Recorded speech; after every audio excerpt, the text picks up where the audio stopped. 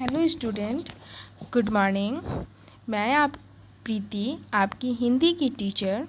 आज मैं आप लोगों को इस वीडियो में कोर्स बुक का पाठ 8 तितली और कली कविता के कुछ कठिन शब्द बताऊंगी। इस कविता के अंतर्गत एक तितली और एक कली की बातचीत हुई है। तो इस कविता को पढ़ाने से पहले मैं आपको इस कविता के कुछ कठिन शब्द हैं जो कि बता रही हूँ। सबसे पहला कठिन शब्द है नन्ही। नन्ही का अर्थ होता है छोटी।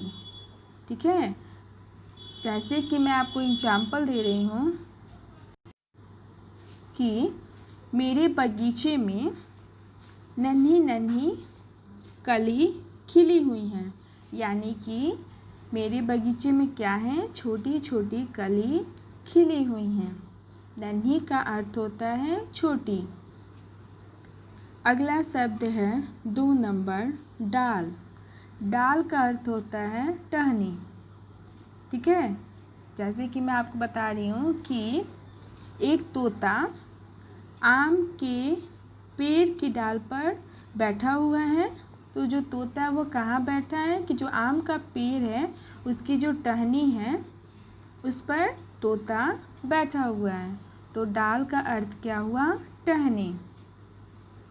अगला शब्द है 3 नंबर कली। कली का अर्थ होता है बिना खिला हुआ फूल।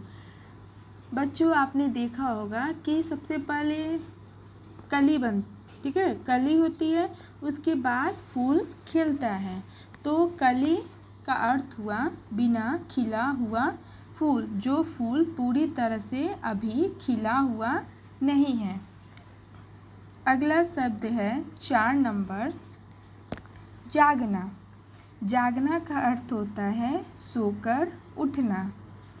देखिए, जब सुबह सुबह माँ आपको जगाती है तो क्या बोलती है कि अब बहुत सो लिए, अब जाग जाओ।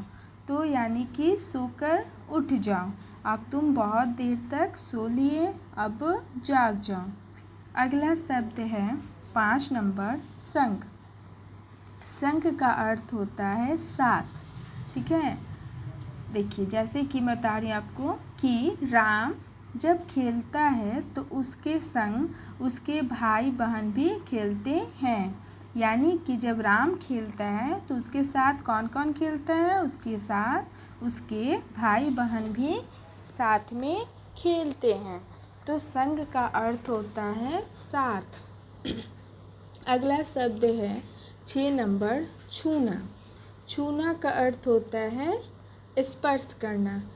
देखिए, किसी भी वस्तु को, किसी भी सामान को, किसी भी फूल को, ठीक है, आप हाथ से छूते हैं, यानी कि आप क्या करते हैं, स्पर्श करते हैं। अगला शब्द है 7 नंबर बोलना। बोलना का अर्थ होता है विचार आदि व्यक्त करना। देखिए, आप अपनी बात को बोलते हैं तो क्या करते हैं, विचार व्यक्त करते हैं, अपने सामने वाले के सामने अपनी विचार को व्यक्त करते हैं, अपनी बातों को कहते हैं।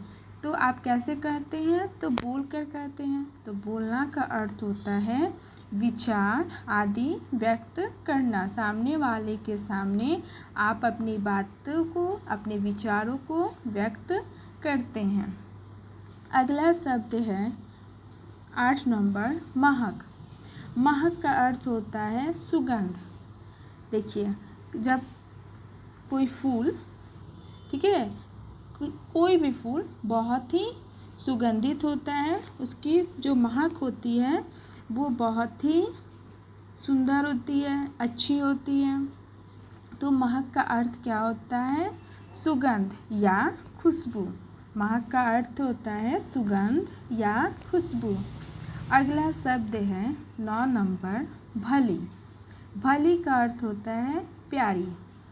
जैसे कि राधिका की छोटी बहन बहुत ही भली लड़की है। तो जो राधिका की छोटी बहन है वो कैसी है? बहुत ही प्यारी लड़की है, बहुत भली लड़की है। वो बहुत अच्छी तरह से रहती है, बहुत प्यार से बात करती है, तो वो बहुत ही भली लड़की है।